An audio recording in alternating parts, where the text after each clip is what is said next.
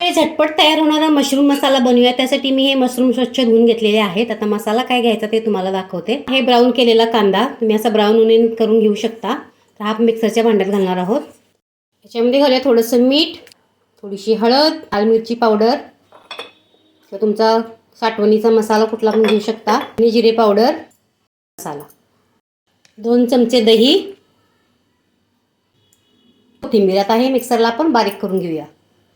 आता हा मसाला आपण ह्या मशरूमवरती लावून घेणार आहोत.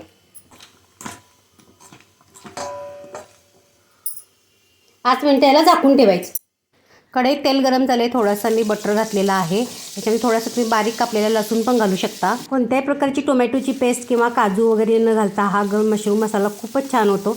तर आता आपण याच्यामध्ये मशरूम घालून व्यवस्थित परतून घ्यायचं. झाकण ठेवून 5 मिनिटं शिजून घेऊया. 5 मिनिटानंतर आपला मशरूम मसाला रेडी आहे. मस्त अशी कोथिंबीर टाकून पराठा किंवा नान बरोबर सर्व करा.